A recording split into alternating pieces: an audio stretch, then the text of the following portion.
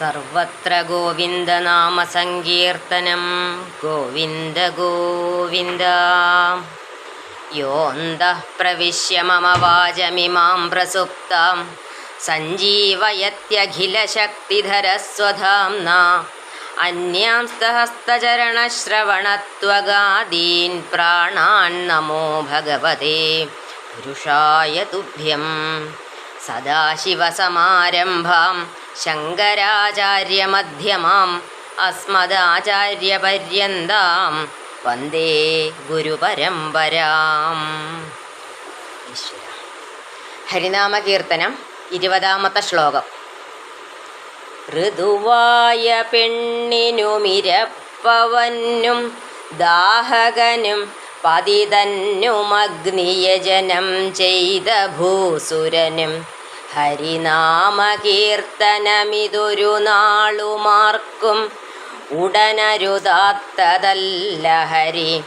നാരായണായ നമ നാരായണായ നമ നാരായണായ നമ നാരായണായ നമ നാരായണായ നമ.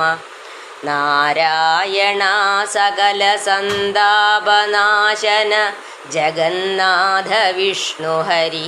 നാരായണായ നമ.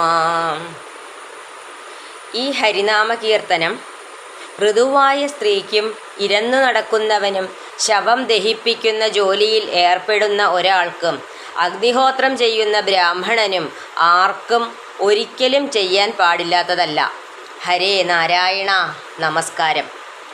ഈ സമൂഹത്തിലെ ശുദ്ധാശുദ്ധങ്ങളെയും ഉച്ചനീചത്വത്തെക്കുറിച്ചും മറ്റും ഈ ശ്ലോകത്തിൽ പറയുന്നു. ഋതുവായ ഒരു സ്ത്രീ അശുദ്ധയാണ്. അവൾക്ക് ആചാരാനുഷ്ഠാനങ്ങളൊന്നും ആ സമയത്ത് പാടില്ല. ശവം ദഹിപ്പിക്കുന്ന ചണ്ടാലനും അഗ്നിഹോത്രം ചെയ്ത ബ്രാഹ്മണനെയും പറയുന്നു. പാപകർമ്മങ്ങൾ ചെയ്ത് പതിതനായി സമൂഹത്തിൽ നിന്നോ കുടുംബത്തിൽ നിന്നോ ഭ്രഷ്ടനായ ഒരാളെക്കുറിച്ചും പറയുന്നുണ്ട്.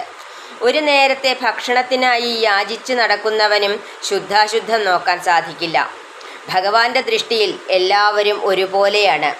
ആരാണ് സദാ തന്നെ സ്മരിക്കുന്നത് അവന് ഭഗവാൻ കാരുണ്യം ചൊരിയും.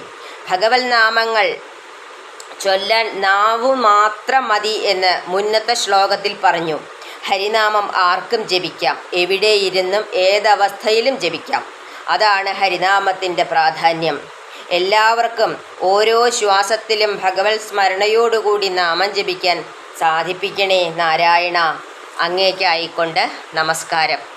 സർവത്ര ഗോവിന്ദനാമ സങ്കീർത്തനം. ഗോവിന്ദ ഗോവിന്ദ. ഈ വാക്കുകൾ ഭഗവാന്റെയും ഗുരുനാഥൻ്റെയും പാദങ്ങളിൽ സമർപ്പിക്കുന്നു. ഹരേ കൃഷ്ണ. രാധേ രാധേ.